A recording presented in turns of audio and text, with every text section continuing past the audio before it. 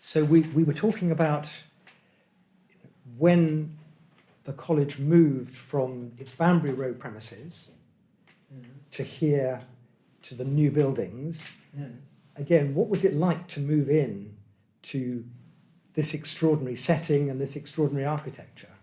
Well, it took time, and it was all completely new, of course. I mean, we simply had rooms in houses on Banbury Road, and they were very different from the made-to-measure offices and so on that we have here. I think our greatest enjoyment was the hall, really. The hall was simply lovely. Although I personally, and a few others, voted against the architects. And we voted against the architects because there was so much of the college that had a flat roof. And we said, they always cause trouble. And in fact, the flat roof has cost the college well over £1 million, I believe, as time has gone by. And of course, having buildings like this meant that you could have more students, more researchers, more fellows. So how did it change the people who were Wolfson? Well, a lot of it changed them because they had a new experience. They hadn't done this before. And just as the college was new to them, so were they new to the college. And so, yes, there was a lot of change that went on. We all had to learn to be fellows of a college. I think that's right. And who were some of the key figures? Obviously, we know Isaiah Berlin. Cecilia Dick. Cecilia Dick was a key figure. Stuart McCarrow was a key figure. There was another geologist whose name I've forgotten, who was a key figure. And when Michael Brock came and it became apparent that he would be likely to succeed Isaiah, he went off to Canada, in fact. But he, I forget his name, I'm sorry, you can look it up, but he was a colleague of Stuart McCarro's. And if we say to today's generation of students, Robin Gandy, they think of a building, but Robin Gandy was one of your governing body fellows. Certainly. I mean, Robin, is a brilliant mathematician. He and Cecilia shared a vice. They were both chain smokers. And this is what killed Cecilia, in fact. I don't know whether it killed Robin. I don't think it did, but it certainly killed Cecilia. And so, yes, I mean, Robin was a brilliant chap. He was very affable. He went back a generation in a sense, because occasionally he would come in for lunch wearing riding breeches. Now that was very commonplace 100 years ago. It was wonderful. And I know also there were great debates in the early days about whether the college should be smooth, modern, straight lines, or whether there should be more bushes. You're talking about the curve. Well, partly the curve, but also the lawn and trees and bushes, and whether you softened the landscape as well. Yeah. Yes, it was Isaiah, of course, who was responsible for the curve. You know the story about that, I think. Yeah. But I know that there was debate, wasn't there, about whether you should have trees on the lawn? Oh, Cecilia was hugely against having a tree on the lawn. All the rest of the governing body wanted it. But Cecilia said, oh, my dead body. Well, she didn't die, in fact, but there was this tree put. I don't think that's the same tree. No, the tree is, in fact, with the great... No, that tree is gone. There was a magnolia, I believe, a single magnolia on the lawn, I believe. Yeah. And that was to please Cecilia, really. Nobody else wanted one. So, yes, I mean, there were petty debates and arguments about small things like that. But the main thing was about the about the college and what it stood for, and not having a high table. And in fact, you know, the conversations that took place between fellows on the one hand and students on the other, through not having a high table, were very beneficial. And I know that from my own experience, because Tom Mullin, who was a physicist, worked in the Clarendon Laboratory, he and I had interests that were not entirely similar, but they were connected. And he was interested in fluid flow. And it is a fact that if you get a stream of water, say, going through a pipe, and everything is as stable as you can possibly make it, there do appear these little upstarts of violent flow, which appear suddenly. Nobody quite knows why they do what they do. And Tom Mullin was studying those. But to study those, you need a very steady flow of liquid through a pipe.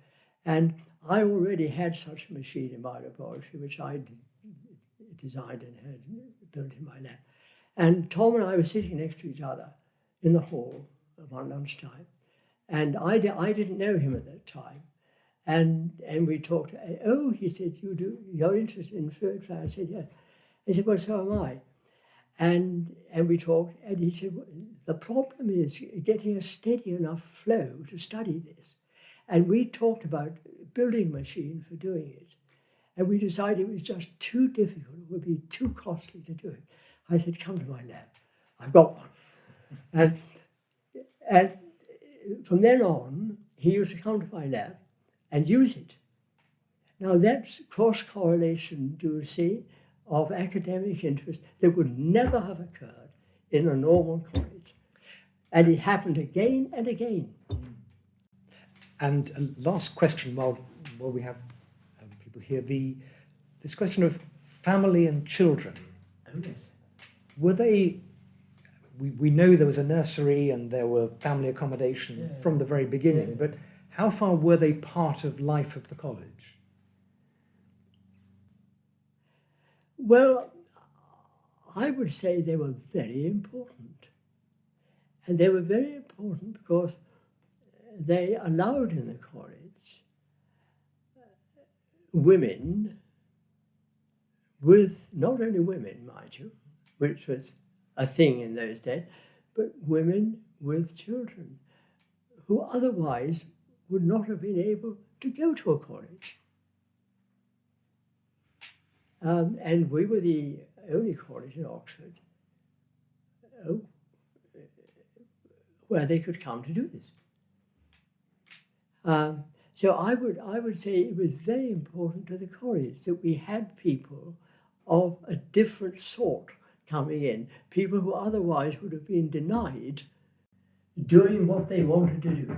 I mean, commonplace these days perhaps, but not then.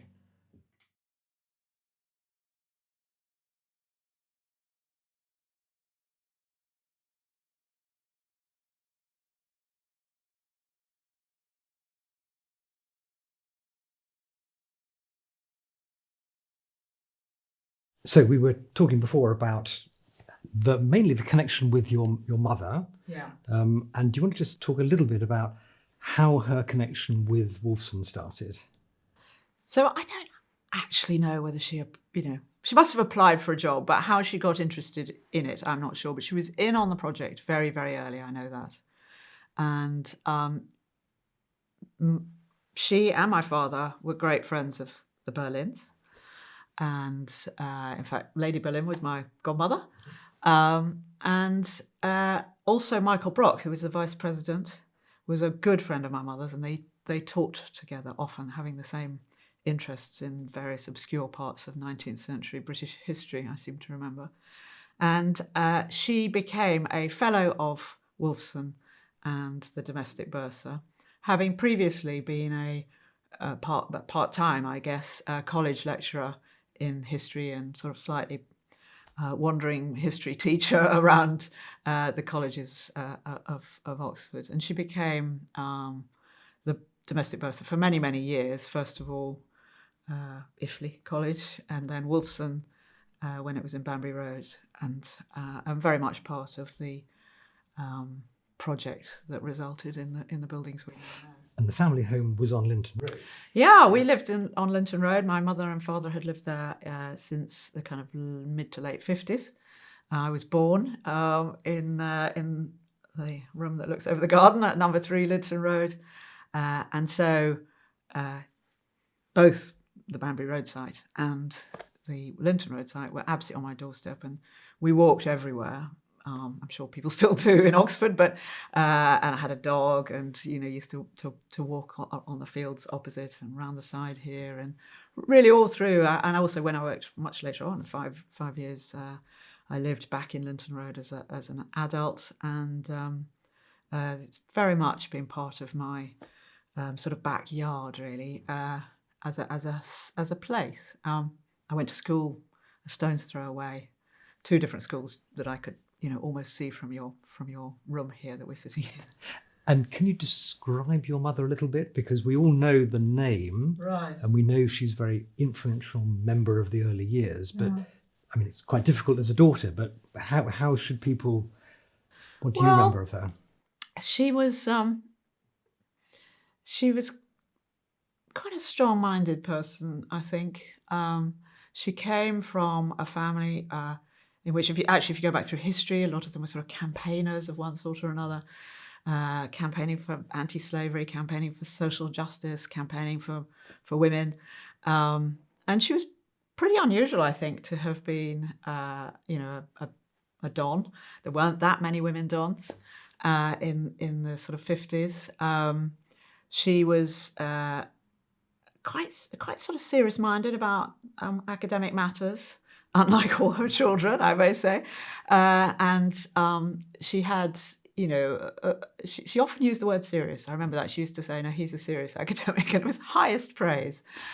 She didn't like people who fiddled around, and she didn't like people who were sort of irrational or illogical.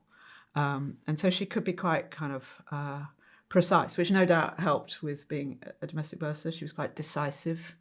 But I think it's important to say she loved Wolfson. She really loved it. I remember my brother saying this at her funeral. She felt it was a very big part of her life, the community. And can you say a bit about what you think she brought to the Wolfson that we know today? What are the elements that we can today see as part of what she meant? Well, there must be so many things that I haven't got a clue about. For example, you were talking earlier about the culture now. I have no idea how much, the early days influenced today's culture, but probably quite a lot. And I think my mother would have been quite a big part of that, but I don't really know. I know she felt very strongly about some things which were absolutely in Wolfson from the early days. She felt strongly that, college lecturers like her who didn't have a kind of real home perhaps needed one. And there was a founding, I think, of a number of different colleges at the same time to kind of establish a better way to look after people who could contribute to the life of Oxford University in a big way. More importantly, in a way, she felt very, very happy and content that this was a primarily or very, very much a international college, and also a very diverse college. Perhaps not the word she'd have used, but that's absolutely what she meant. We had lodgers, and we always had lodgers from all over the world staying, and she loved that. And she was determined that Wolfson would be welcoming to people from all over the world and all kinds of backgrounds. And she also was very determined from the beginning. I think she was probably maybe the strongest influence on this, I'm not sure, that it should be a place that was welcoming to married people, people with partners. So she insisted that there should be college flats from the earliest stages. And I can remember going to the houses at the bottom of Linton Road, maybe 20, 23, 25, something like that, and putting up curtains. Literally, as a family, we helped put up curtains with Miss Mott and Godfrey Leanhart. And this was all because some students were arriving with their families, and their families had to be comfortable. And then there was a nursery, a creche established. I think my mother was the real driving force behind that as well. So I think she liked the idea that Wolfson was a bit different. She was quite proud of that. And you know, she was always probably quite happy to be different, like me in a way. You know, she was happy to be a bit different, but she thought there was a real niche and room for something like Wolfson. I was going to just ask about architecture. Yeah. Because clearly, you know, she was very much part of that group that set the tone of the architecture. Yeah. And therefore set the tone of the culture of the place. But describe that. Yes. So I can remember she was very pleased to be part of the sort of committee that decided on the architects. And I can remember, you know, models of different things and picture drawings that when we used to look at them. She involved her children, you know, quite a lot. And that was easily done in this, first of all, Banbury Road and then Linton Road sort of life, if you like. So we were often knocking around and everybody, as far as I can remember, didn't mind that too much. And so we looked at the architectural sort of ideas. And my mother, I know, was a very strong supporter of Powell Moyer, who were selected here. But she didn't... there were some aspects of things that she wasn't so keen on. I remember there was something about, my sister reminded me of this as well. There was something about the cladding and what sort of, how that might work. She didn't want it to be black and white. But she liked the idea, I think, of these, as you said, you know, clean lines. And obviously she loved the idea of it being by the river and sort of being able to kind of just take over a site that actually we had known before because we knew, I would have been very young, but we knew the family who lived at Cherwell House and some of their extended cousins and things I'm still in touch with, actually. So I think she was very pleased with the building. And then the interiors, as they would now be called, not a word my mother would probably have used, she was very much involved in the kind of the tone and she really liked the quite, by its day, some of it quite in your face kind of bright furnishings. And we all went off to London to look at to understand what modern furnishing was like, because our house wasn't really full of modern furnishing. And yeah, we went up to the Haymarket and. People often talk about in the early days, the colour of those curtains was really important, and the effort that was put into making sure what the curtains looked like from outside.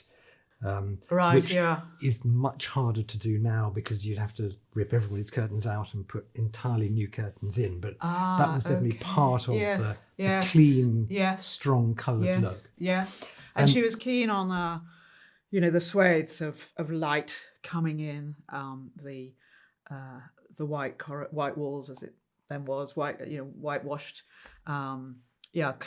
She really liked that, and of course, huge contrast to the sort of buildings that she would have been brought up in, or indeed the one that we lived in. And tell me about sort of smoke and coffee. Yes, well, my mother was a very heavy smoker. She wasn't unique in her day, that's for sure. And there were certainly other smokers in college. I can remember going to 60 Banbury Road and then to the Linton Road site almost every Saturday for lunch, which was a huge treat for me because, there were choices and it was sort of buffet, which was not something I'd normally be exposed to, I suppose, and lots of nice food and quite healthy food looking back, actually. And we used to get our tray. And it was very clever in Wolfson. The trays sort of fitted together in Linton Road. The trays fitted together, I remember. And you queued up and got your tray and brought it round and sat down with the people you want to sit down with, or wherever was obvious.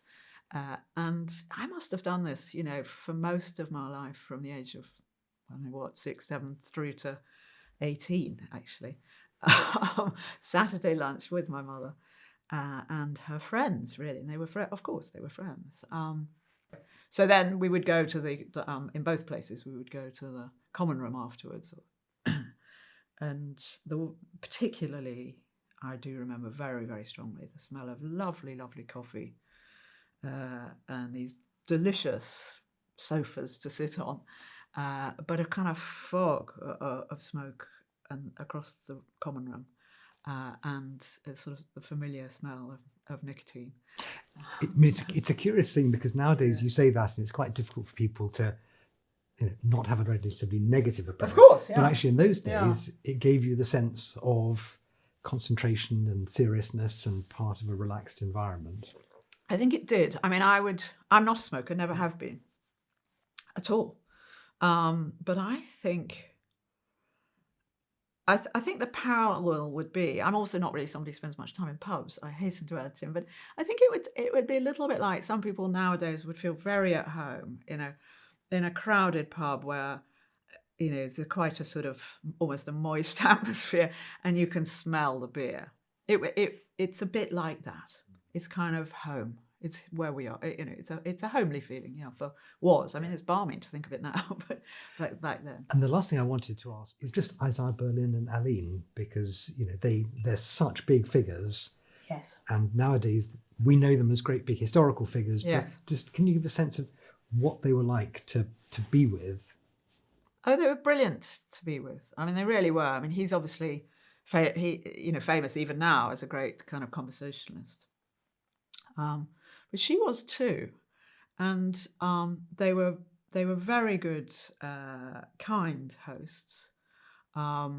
Entertained a lot, with their friends. He was very funny. She was very charismatic as well. She was extremely elegant. My father was a very good golfer, but she, I think, had been the French champion, and they played golf together.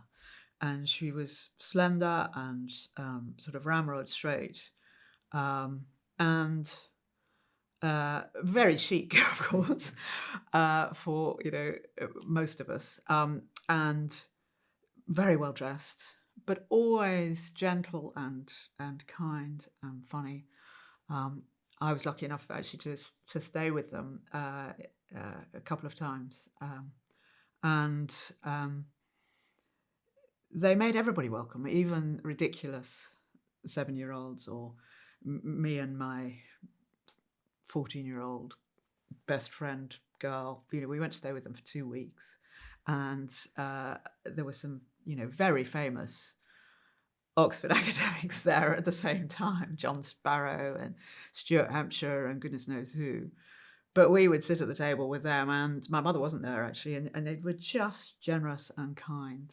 But again, I think with both of them, a little bit like my mother, you would know where they stood, and you wouldn't want to come up with a silly argument because they would see through it straight away. And even as a very young person, one kind of knew that.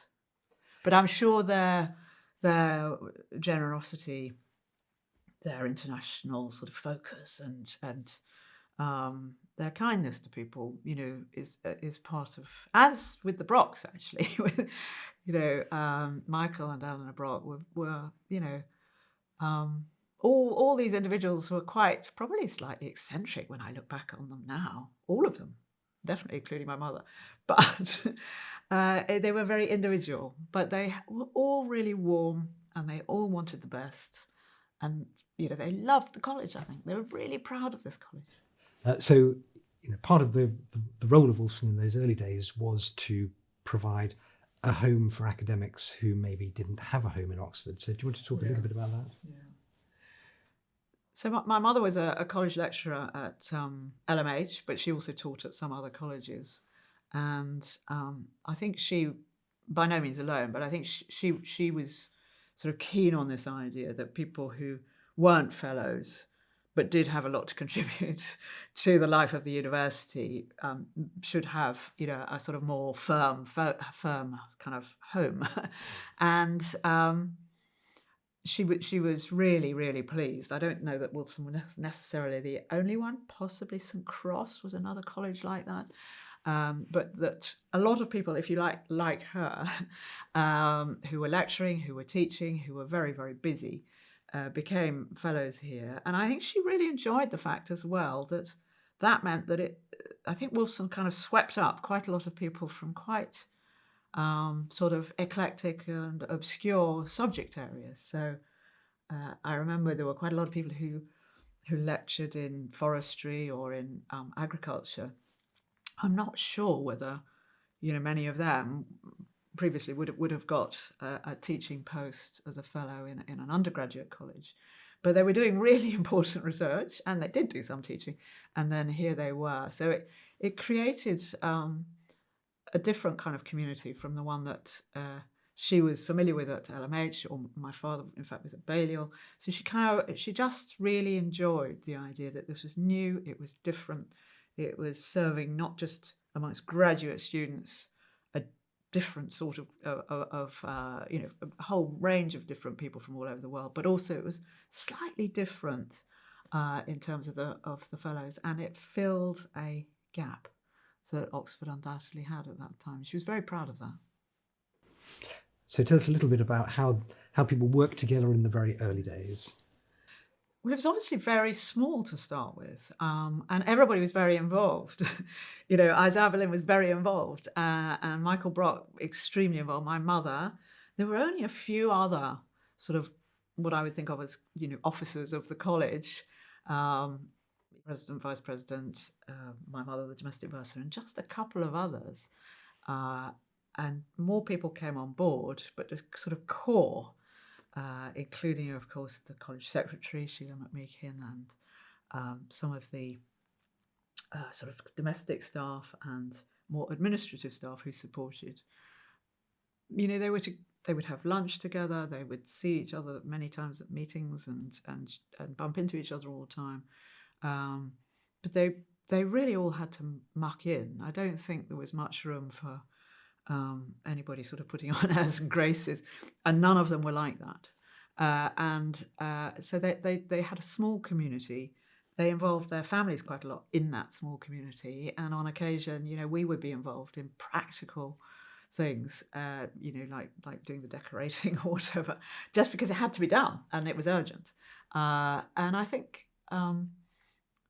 that sort of spirit of a small number of people coming together to create something. I don't know how clear their idea was, but they were absolutely ambitious and sort of driven to make it work. And I think it was a very happy community to be part of. That's what I remember. I just remember thinking, this is just, so it's always felt to me like a happy place also.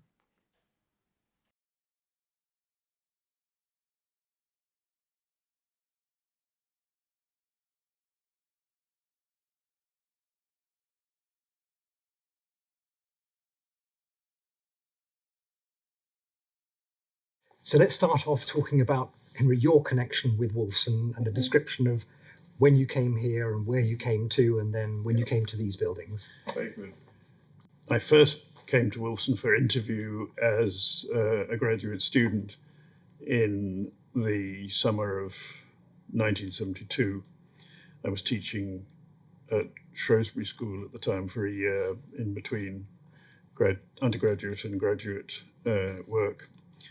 And I went to the college common room building, which was at 60 Banbury Road at the time. The college was in temporary buildings in the Banbury Road. The common room at 60 and the college offices at 47 across the road. And I walked into the room that was multifunctional, but it was it was a library insofar as the college had one, and it was also a room where the interviews were conducted for college positions. And I walked in to be confronted by Isaiah Berlin and Michael Argyle, if I remember correctly. And like everybody else who met him for the first time, I was immediately forcibly struck by Isaiah as a personality, as somebody unlike anybody else I'd ever met. And he was very voluble, did more talking than the interviewee, which is another normal thing for him. And he asked me what I wanted to study, and when I told him, he said, "Oh, are people still interested in that?" Which I felt a bit slapped down by. But that was very much his style, was always to be interested in the personal aspect of anything. So he was interested in the people who studied certain subjects, their motives for doing so, and so on, rather than in some disembodied way the pursuit of the truth in a subject. I think he saw the world always through the filter of an abiding and intense interest in people. He subscribed to a remark which he quoted often, which is, "People are my landscape." He wasn't at all interested in the landscapes of nature. He was interested in people.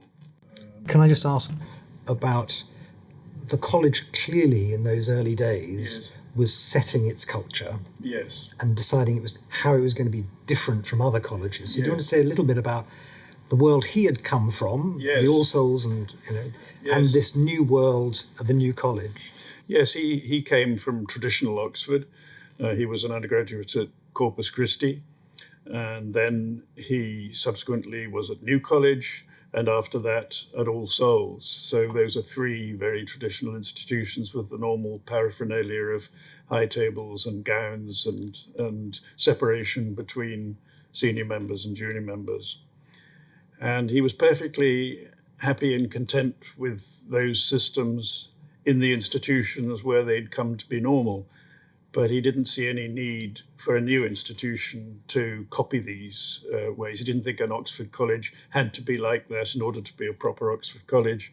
And he, I think, welcomed the opportunity to create an institution which was quite unlike those in the relevant ways. I mean, even their buildings underpin that particular kind of institutional structure. And he wanted the building here not to be like that. He wanted it to be open and egalitarian and informal in all the ways that those other institutions weren't.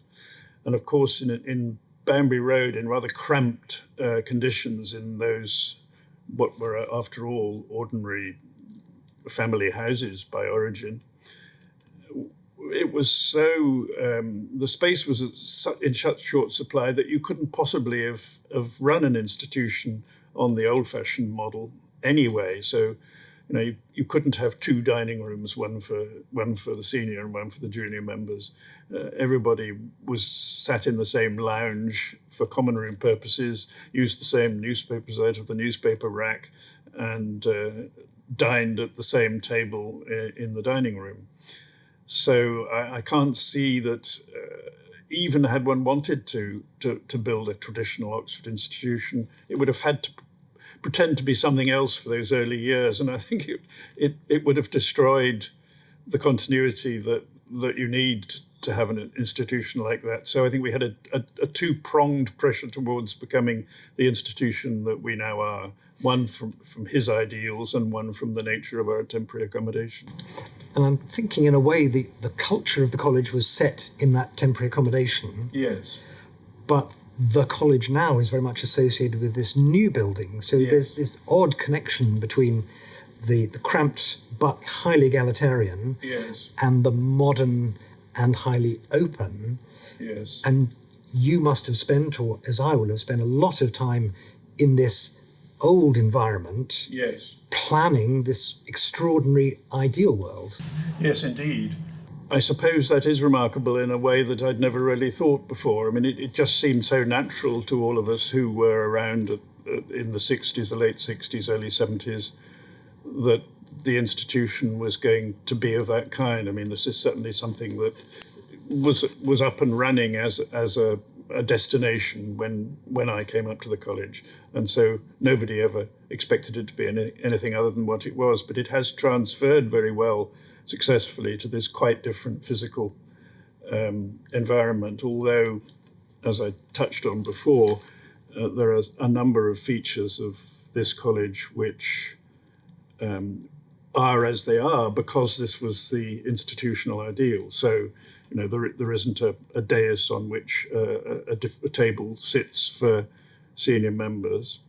Another thing is that there is no, perhaps there is no, I'm not sure, there certainly was no religious provision here, no prayer room even, certainly not a chapel, and that was also a very conscious decision right at the beginning, which I remember us talking about. And then many of us, looking back now, associate Isaiah with this building and this space. Yes. But in fact, he didn't spend that long here, did he? No, he didn't. He, like everybody else, he moved here in the summer, I think, of 1974. And then by March 1975, he was gone. I think he felt he'd done the work of establishing the institution, and it was right that somebody else should take on the job of doing whatever was necessary after that. And in fact, he didn't come in much after he retired. He said, "I don't want to be the man who comes in on Thursdays."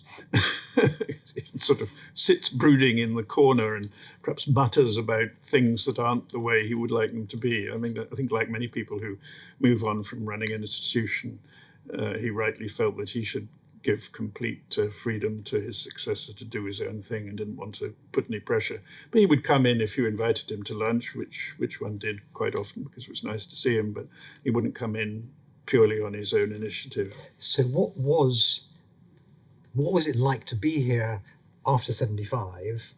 What was the presence of Isaiah Berlin? Clearly he wasn't here physically very much, so... He wasn't here physically, but I think the college has always been self-consciously, to some degree, the kind of institution that it is, and also very much aware that its nature as an institution was something aimed for and established by Isaiah. So I think his actual physical absence didn't affect the awareness of that, I would say. It's always been very much, as Mark calls it, the house that Isaiah built. And I would say, and you will know better than I do these days, but I would say it's still aware of that, although inevitably the younger members of the college are diminishingly aware of Isaiah as a physical presence. But I hope that they're introduced to some degree to the nature of his contribution to the institution.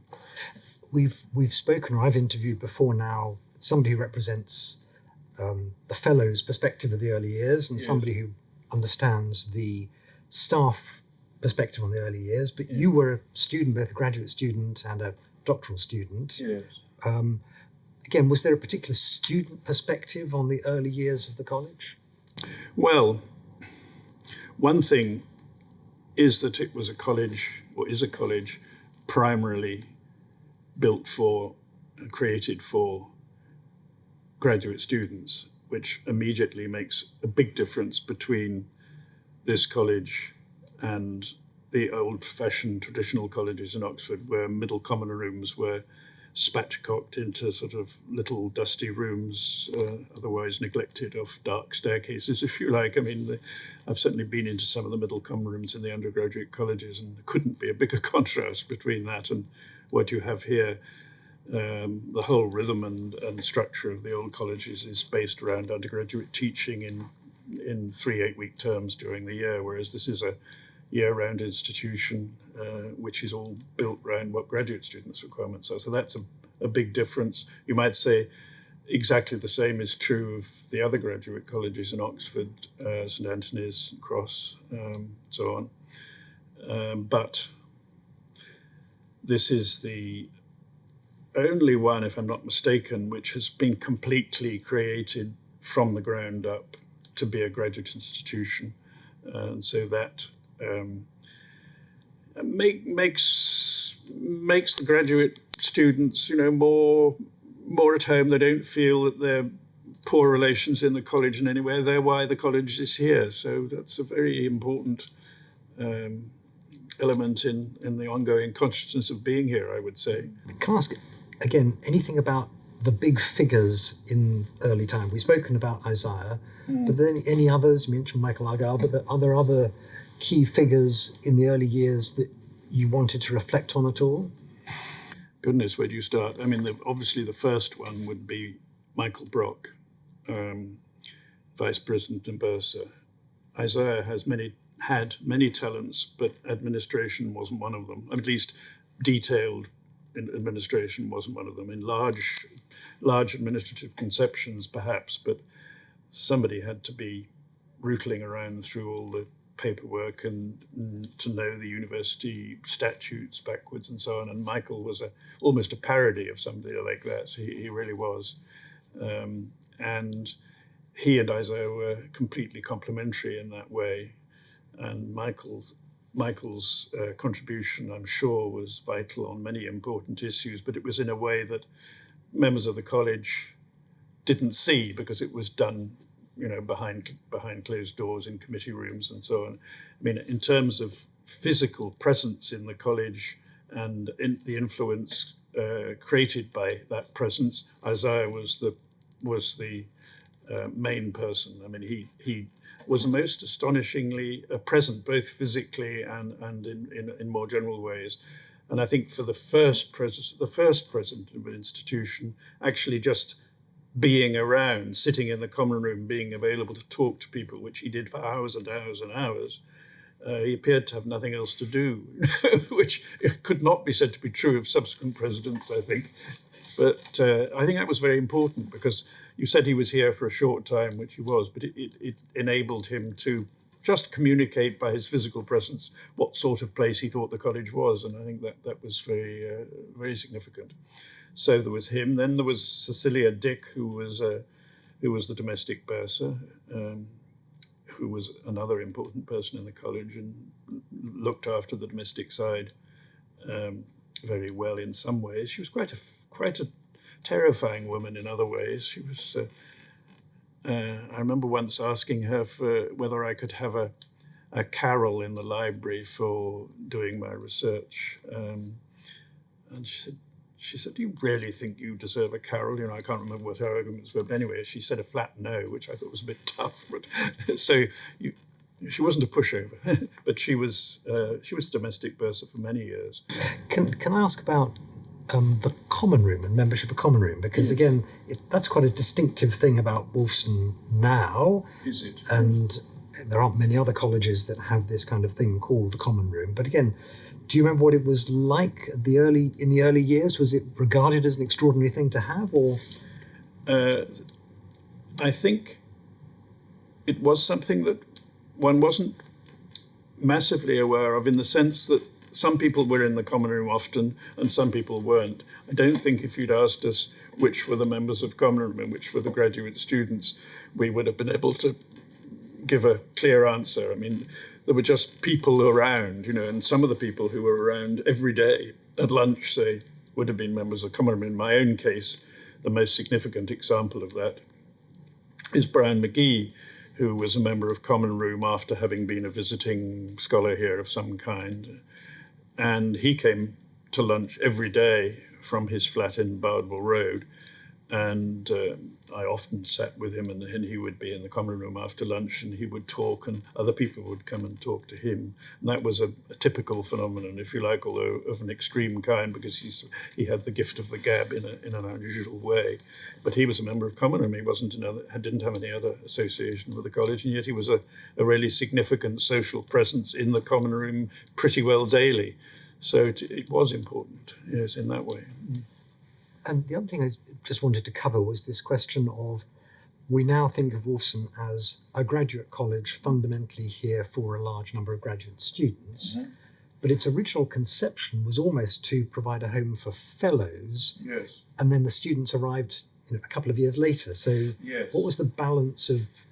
There were those two motive forces, if you like. There was trying to provide a home for the so-called entitled fellows, under the rule whereby if you've been a university teacher here for, I think, 5 years, you were then entitled to have a college fellowship. And when Wolfson was founded, there were many more people who were entitled than actually had the fellowship. So we did absorb a number of people.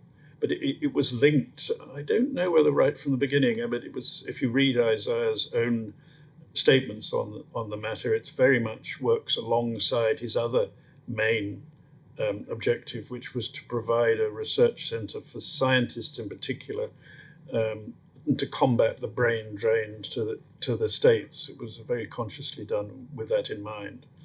I mean, not to the exclusion of the humanities, as you know, but the contribution to science was very much a priority. And because a lot of the entitled fellows were in scientific subjects, usually minority scientific subjects, because those were the subjects that couldn't get them a fellowship in the traditional colleges for undergraduate teaching. The two forces worked together, and they became sort of two faces of the same process. But you're quite right; they are strictly speaking, logically, entirely separate objectives. I don't know whether it would be interesting to know when the Fellows of IFLI first approached Berlin to be president in 1965. I don't know if it was part of their pitch to him that they wanted a college only, or that they wanted to have a graduate college which would make this contribution to science. I don't know the actual chronology of those two objectives coming together. It would be interesting to do a bit of digging on that.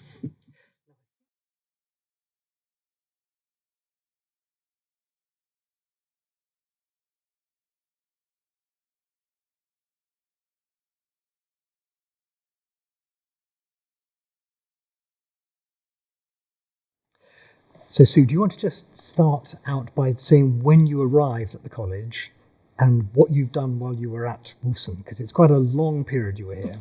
Yes, it is. I first came in 1972. I hadn't been married even a year. I didn't know Oxford at all. And I started off my career here in the basement of 47 Banbury Road with Cecilia Dick, the domestic bursar. And I also worked for Paul Boddington, who was up on the top floor and was the buildings officer. And I used to deal with the accommodation. We only had very little. And the common rooms were over the road at 60 Banbury Road, which I think is now part of the museum. We could only have 4 lunches a week over the road because of the size. So we all went to St Anthony's on one day, but we all used to go on the same day, so it didn't really help with the numbers too much. But it was lovely. I loved it. I remember the one thing I really remember when I first started was the cherry tree in the garden. It was in full bloom when I first started here, and it was magnificent. And then you were obviously, as you say, involved in accommodation. So I think we tend to think of the move here as a sudden, everything stopped there and everything started here. But there were some people who moved here before others, is that right? Yes, the houses and E Block were the first to be finished, before the hall and before any of the offices. And Cecilia decided that there needed to be a staff presence up here if there were students living here. So she and I and Paul Boddington came up and occupied, I think it was G5, one of the houses, which was fun, it was different. And we started to have more and bigger systems for dealing with the accommodation as it came online. It was a very interesting time.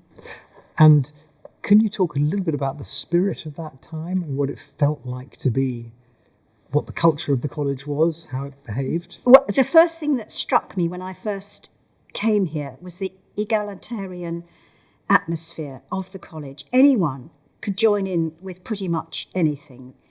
And I just thought that was wonderful because some of the Oxford colleges are so, I'd worked in one or two others, and they were just so stiff and unyielding, and you knew your place. It really was a sort of them and us. But at Wolfson, it was a totally different atmosphere. And I know it was one of Isaiah Berlin's dearest wishes that should be the philosophy of the college, that it should be egalitarian and everybody should be able to join in and participate. And tell me about Isaiah Berlin as well, because you worked certainly some time with him. I wasn't his secretary. When I was here most of the time, his secretary was somebody called Jane, who I was great friends with. But Isaiah very rarely came into the office. He did most of his work from home. And he was more like a figurehead, really. And, of course, the wonderful Michael Brock was the person who ran the college. And he was vice president and bursar. Tell us a bit more about Michael, because he's one of those figures who you read about a lot, but it's not always easy to get a sense of who he was and what his contribution really was. He was amazing. He completely understood what the aim of the college was and seemed to know how to move it in the right direction. He was very good at management and dealing with all the matters that bursars have to deal with, plus being the vice president. So he was a decision maker. And and a really, really nice person. Very fond of him, I was. And then we move here physically, Yes. and suddenly the college becomes a much bigger place than it ever was. Did again the spirit or the culture of the place change when it moved to this location? Only in its size, really. I think it still had the same intentions and atmosphere. It just got a bit bigger. I mean, you had more kitchen staff, you had more domestic staff, you had more gardeners. It just got much bigger. But it still it was still home to me. It really was. And again, so we then move into here, and Isaiah Berlin formally leaves in spring 75.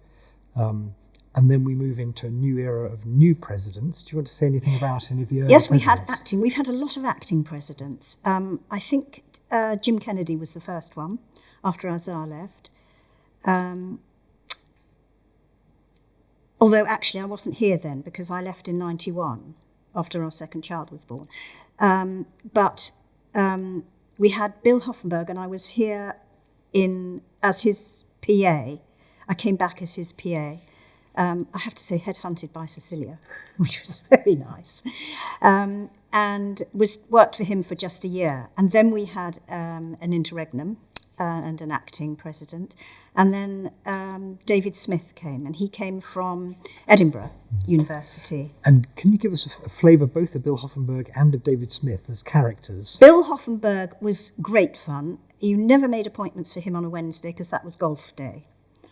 Although only sort of he and I knew that. I didn't know him terribly well, but he was very nice, very kind. And they used to have lovely parties in the house and things. And I think he was very popular. He was well liked. And then he retired, and David Smith came, but he couldn't come for 6 months. And David was wonderful. He was a very quietly spoken person, never lost his cool, was a man who was not frightened of apologising, which is quite a big thing. And he used to lend us his little cottage in Scotland for a week in the summer. And I used to go with friends and my husband and things. He was really nice. And I've been to see him. I mean, he's sadly not with us anymore, but I've been to see him in Edinburgh on a number of occasions. And so you are one of the staff members who's been around and seen it all. Are there other members of staff who maybe haven't had the longevity you've had, but who were, again, a big part of what made the college what it is today? I think, yes, the one I would particularly name is Sheila. She's Sheila Glazebrook now. She was Sheila McMeekin in those days. And she was the college secretary, and she was a real stalwart. She took over the running of the staff, the committees. She was brilliant. A bit terrifying when I was young, but very good. She was the backbone of the college, really, I think. Yes. And have you, over that time, seen the students change? Because I can imagine that students in the 60s are very different to students in the 2010s, but have you seen them change, or is your sense that they're still the same kind of people deep down they always were? I think in the early days, the students loved being the first students of the college because they could set the agenda to a certain extent. I think the thing I have noticed most is which I think is inevitable, the increase in overseas students. We used to have a lot of American students because a lot of the money came from the Ford Foundation. But the students coming from all over the world, I'm sure, has increased a lot. But I know it has as a financial necessity, really, in all colleges. And I guess, but it's a good thing because it's a variation. Yes. And I guess in the 60s and 70s, being really international meant having Americans and other Europeans. Whereas now being international means coming from India and China and everywhere in the world. Indeed. It's changed. Walter Sawyer was there from early on? Yes, and Ted Darragh. Ted Darragh let me drive his dumper truck before the offices and things were open, which was great, one of my great experiences, ticked off. It was brilliant, and designing all the gardens and everything. Yes. And the nursery. We waited until the nursery was up and running before we decided to start a family, because I always planned to use it, which I did. And it is a remarkable place, the nursery. I mean, yes. It's the kind of thing that nowadays you would, of course, if you were building a college, have it. But in the 60s and early 70s. Innovative. Yes. That was Cecilia. She wanted a nursery. It was brilliant. And how did you feel about this ultra-modern architecture? Because it's very much part of it, and some people love it and some people don't love it so much. But well, I've always felt that because I was here from so early, I just love it. It's so clean. It's won awards. I think it's a shame they didn't put double glazing in the first place, but it's a bit early for that, I suppose. No, I think it's beautiful. And when we had a very good interior designer, I think her name was Liz Scaramanga, and when the accommodation B and C blocks were first done, the curtains all matched up in colour, running down. So they would all be red, blue, green, yellow or something like that. And it really looked very effective. I mean, it's not like that now, but I think they're all lined. But it was just something I remember. Because other people do talk to me about this. Oh, do they? The colour of those curtains. And I was very upset when one family could not have the colour curtains that they had. And so they were swapped, and it was always like a sort of pimple or a carbuncle. But is it because the curtains themselves, you couldn't get replicas of the curtains when you had to change them? No, I think they needed renewing, and they decided to line them, which in a way has the same effect, because these were unlined curtains originally. And the fact of the college looking out over the Cherwell River and into the meadows and the space over there, was that seen as part of the college space in those early days? Because nowadays it's very much seen as the whole thing. Yes, it was. And a lot of the land belongs to the college anyway. And it's a wonderful environment. It's absolutely fabulous. My office has always looked out over, apart from the house, always looked out onto it. I have to tell you something. You know that tree in the river quad? Cecilia fought very hard to not have that tree there. She hated that tree, but she lost. And why did she not want it there? I think she just felt it spoilt the look. The very simple, plain look of the river quad. I mean, it's been there for so long now that it's sort of... Because I think I've read people talk about how there was a bit of a battle in the early days between those who really liked the clean, modern, tidy look and those who wanted a bit more softness and flora and... Oh, like the postcard from Portofino, yes. But do you think, were you aware of that kind of battle going on? Or Well, I was sort of downstairs. I wasn't in the president's office in those days. But Cecilia used to tell me, yes. I think it was probably the right decision to have the tree there. And it's not as if it's been cluttered with other plants and things there. And you must know stories that nobody else knows about things that went on. Are there any that you can share with us? Some of them know. I do remember that I used to, if I wanted a long lunch hour, I was meeting somebody in Oxford, and of course it was quite a hike. We didn't have a minibus. I used to climb out of I was on the ground floor, so I used to climb out of my office window and round the back and then back in again, and I couldn't be seen by the college secretary. Don't think she knows that. So she was the one who oversaw, was the figure of authority. Yes. And I had a pet goose in the harbour, and it used to wait for me to come in the morning, and a pair of ducks, and I would open my window and call, and they would come waddling up to get bread from me every morning. It was wonderful.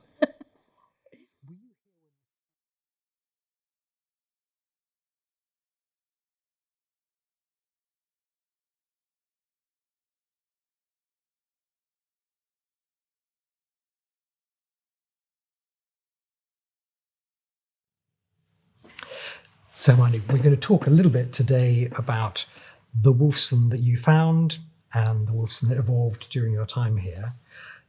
So just thinking back to the moment when the glimpse of the possibility of you coming here arrived, what was your conception of Wolfson at that stage? I was lured to Wolfson in 2008, actually mainly by John Storworthy, who was then the acting president. And I'd been at New College for 10 years as Goldsmiths Chair in the English faculty. And before that, I'd been in York, which was built around the same time as this building, and before that in Liverpool in the States. And I'd been a student and a graduate student in Oxford. So I came to it with a sort of mixed history, but one which was very much in the world of English literature. And it appealed to me for several reasons. You don't give up a chair like the Goldsmiths Chair easily. But I had just reached that point in my life where I thought it would be very nice to try and do something else completely different before I fall off the log, as it were. And I was very attracted by the ambience and by the sense of it as being a very important part of Oxford, but a very different kind of Oxford. And because I knew a bit about Isaiah Berlin, the founder, though not nearly as much as I then knew after I'd been here for 9 years, I was very struck by the way he talked about what he wanted from the college, he having been at All Souls with all its hierarchies. And he described it in a letter to someone. He wanted it to be new, untrammeled and unpyramided, which I think is funny because there is a pyramid here, of course, but he wanted it to be, and it was a very 60s project, and he'd spent a lot of time in the States, and I think it had to do with that. Egalitarian, the word we use always about it, but a sort of flat structure so that everybody ate the same food in the same rooms, and the students were part of the running of the college, and everybody talked to each other all the time. So I very much like that idea of an egalitarian, also an international college. I was very attracted by the idea of getting out of my niche, where I had been since I started teaching at the age of 22. And I thought this would be great for the last 10 years of my working life, not just to be talking, much though I love them, to colleagues in the English faculty, but to be talking to quantum physicists and Assyriologists and people specialising in Syriac and specialising in mind, body and health. I mean, this amazing range, which you know so well, where you sit down to lunch with students or with colleagues and they tell you things you knew nothing about. So your mind is constantly expanding. I didn't quite realise how exciting that was going to be, but in principle, I thought that would be wonderful. I like the way that it's slightly outside Oxford and in this extraordinary riverside rural setting. I was very excited by this kind of modernist building. And I also felt that there were things to be done, that it wasn't just coming and sitting happily at the centre of a well-functioning organisation. It was well-functioning, but it felt to me like there was a lot of potential. So I think those were the main reasons for coming here. And again, we've been talking a lot beforehand about the very early days. And by the time you arrive, it's quite established. It's an established part of the Oxford scene. And it's gone through some ups and downs, and a president who died in office. And so it's had to weather quite a lot of storms. So when you arrived, how far did it still feel like a place full of ideals, or how far had it become another college that talked about egalitarianism? Yes. It had become much larger, and it had become much more diverse in its disciplines. So it had started as a home for natural scientists, but it had grown way beyond that. I had the feeling when I arrived that perhaps it wasn't buzzing. You know, one would come in here in the daytime and often it would feel rather quiet and empty because people had gone to their teaching or gone to their lectures. And I suppose the immediate thing I felt was that here were all these astonishing people, both the staff, faculty, and the students and the research fellows. And here they all were doing these amazing things, which one would hear about at lunchtime or at dinner time. And I wanted more of that to be going on here, within these walls. So because it's not a teaching college, because people don't come here in order to be taught by a member of faculty, though they may coincidentally have their supervisor or their tutor here, I wanted people to sort of bring 5% of what they did in their working life, college facing. And that was why, with the help of everybody else here, I set up what we call the academic clusters. An amazing history of ancient worlds, classicists and linguists and philologists here doing all kinds of extraordinary things. And they had already really bonded, so that was there. Because I'm a biographer, literary biographer, I set up a cluster in life writing called the Oxford Centre for Life Writing, which has been thriving ever since, I'm glad to say. And then there was a Centre for Tibetan and Himalayan Studies, and there's a Centre for South Asian Studies, and there's a Centre for Mind, Health and Body, and there were, numerous other things, which was simply a matter of getting the researchers and the faculty members who were already engaged in this kind of work within the university to bring some of it here. And then that quickly required some more building, because in order to have lots of events here, as you well know, there was the big hall and there were a couple of other rooms within the college which were used for lectures and big events, but always had to be doubling up as a dining room, or, was not entirely satisfactory.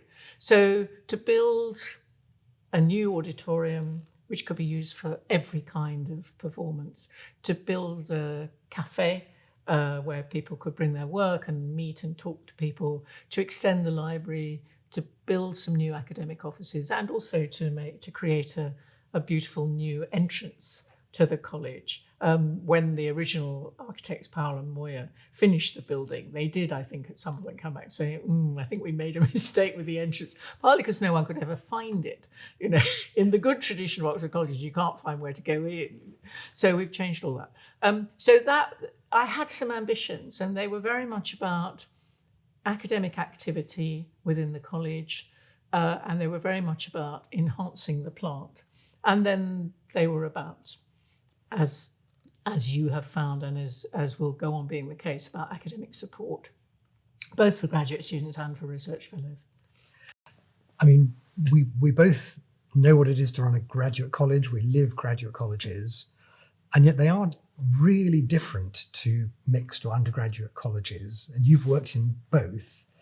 Do you want, for people who are maybe not experts, to describe why they're different? Because from the outside, it's not obvious why they would be so different. Yes. When I was a student here, I was an undergraduate at St Hilda's in the 60s. And then I did what was then a 2-year degree called the BPhil, long gone. And in the second year, I got a scholarship to St Cross, which was £100. So £100 in 1969, a lot of money. But it wasn't the money. It was the fact that I went to this building, which was then a prefabricated hut on the Manor Road, because they hadn't got a building. There was a big maquette of the great new building they were going to build in the entrance, but they never did. And I would go there, and there would be all these rather sort of strange, very grown-up looking people.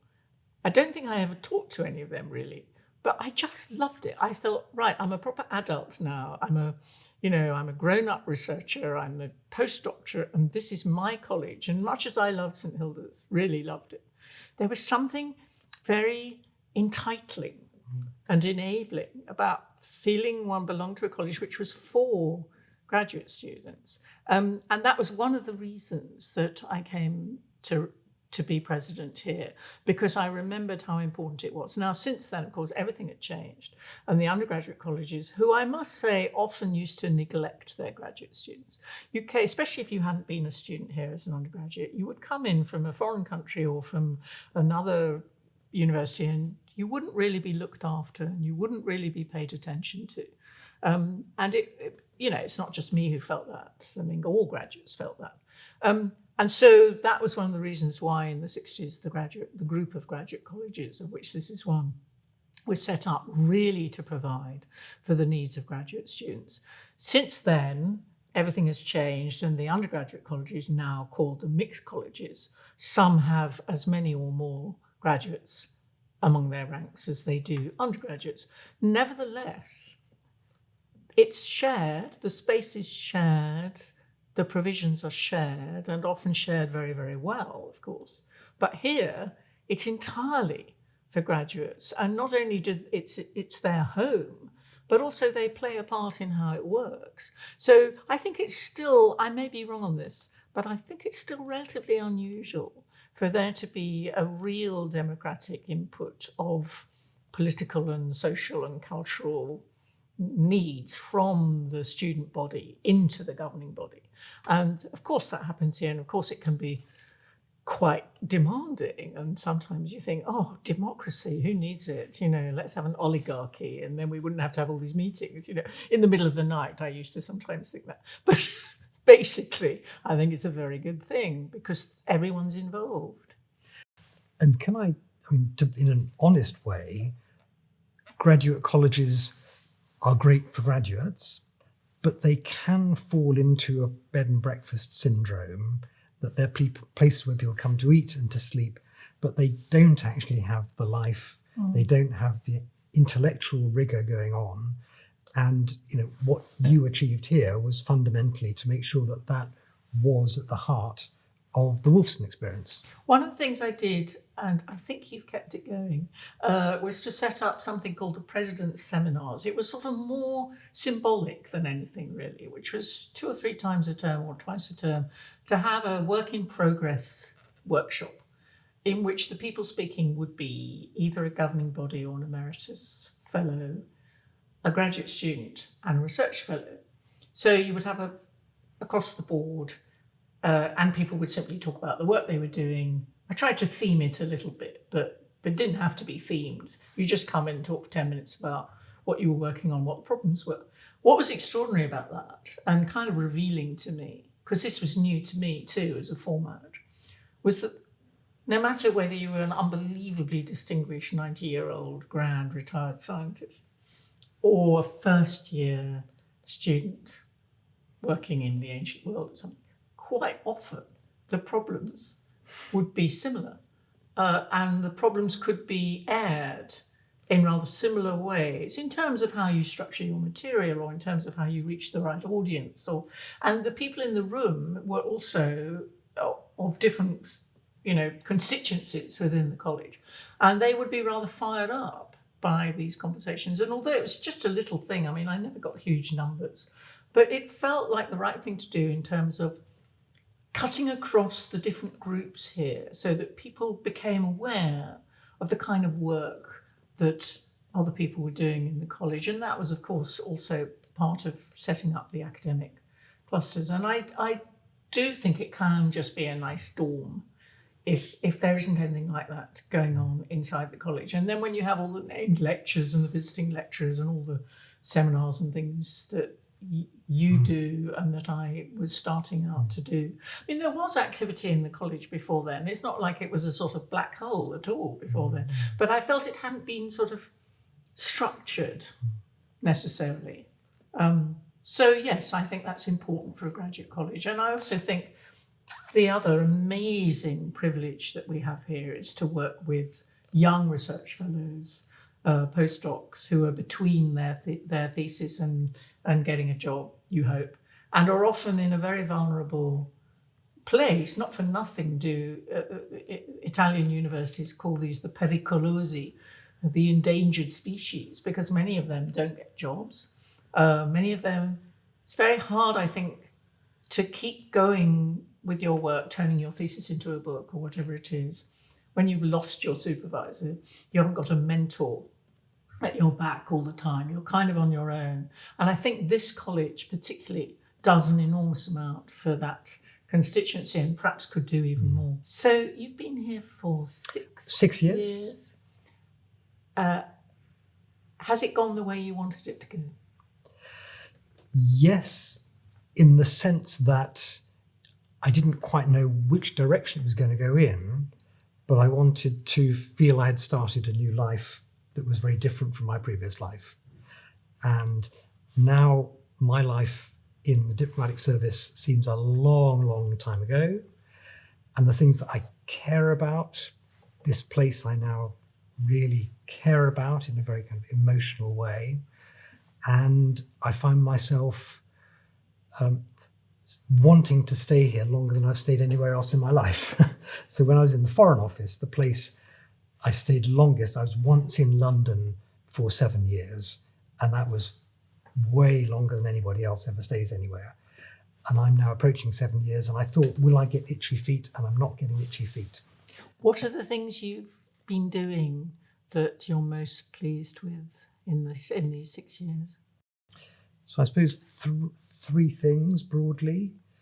One, simply helping the college get through COVID. It's something that everyone had to do, but it's the kind of moment when a college can fall apart, and just finding ways of getting people through that. Secondly, the decarbonisation, which in a way stemmed from thinking, if the original fellows were here now, what would they have as their priorities? And dealing with the climate emergency would be right up in their list of top things, particularly given their scientific expertise, for things you had to be doing. So being able to be, the first higher education institute in the whole of the UK, if not the world, to be completely fossil fuel free is a great thing to have done.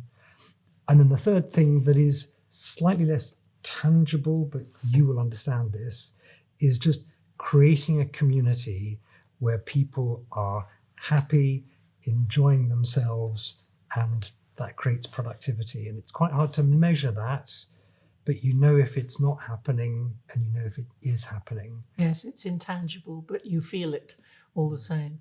And if you were to stay for another 6 or 12 or 24 years, what are the main things now on the agenda for you, now that you've done those amazing 3 things? Well, the things that are on my mind at a very practical level are, I know that we still need more rooms in college for students, because through COVID, the experience of being a student living here was sadly very different from the experience of being a student living outside in Oxford or elsewhere. So just making sure we have more rooms. Secondly, we're a place where you eat together in the great big hall, where we now study together with your fantastic auditorium. But I hope we could also be active together as well. And so I'd love to have a new fitness centre, wellness centre, something like that. So those are sort of projects. The other bit that I would love to see is really building up our postdoc community, because as you say, this is a vulnerable community, that they are the future of our academics. The people who are most committed to this college tend to be the ones who've been here as junior research fellows or research fellows. They often come at a certain point in their life when they know they want to be academics. They often will have family, and this place becomes their family home. They stay for more than 1 or 2 years. They're often here for 4, 5, 6, 7 years, and they become the bedrock of good things that happen around the community. And we have excellent research fellows, but we could have even better supported research fellows. I couldn't agree more. Yes, and of course, we haven't mentioned the creche and the nursery and the fact that little kids from all over the world run around Wolfson, which is very different from somewhere like New College. It is, and you get really used to it. And then it's only when you're not here and you go somewhere else and you think, What's is different? Missing? What's missing? And I last week I was in a very traditional Cambridge college, a wonderful college, and I was thinking, how is this different? And actually, not having kids and families running around is a really important difference. Not having the pushchair element, it's true. And of course, as time goes on, we have suffered in fundraising, how difficult it is, because people's allegiance tends to be to their undergraduate college and so on. And we've suffered by being so young, so new, so untrammeled and all those things. But actually, as time goes on, eventually there will be people who were playing in the tree quad or who were at the nursery who may end up in the future being our donors. So that's important. As I travel around, like you travel around and see people around the world, why do they want to meet the president of their Royal Graduate College. And it's often because there is both this sense of the serious research that's done here, but that sentimental connection to a place at their start of their professional lives. Sure. And also the boat club. And the boat club.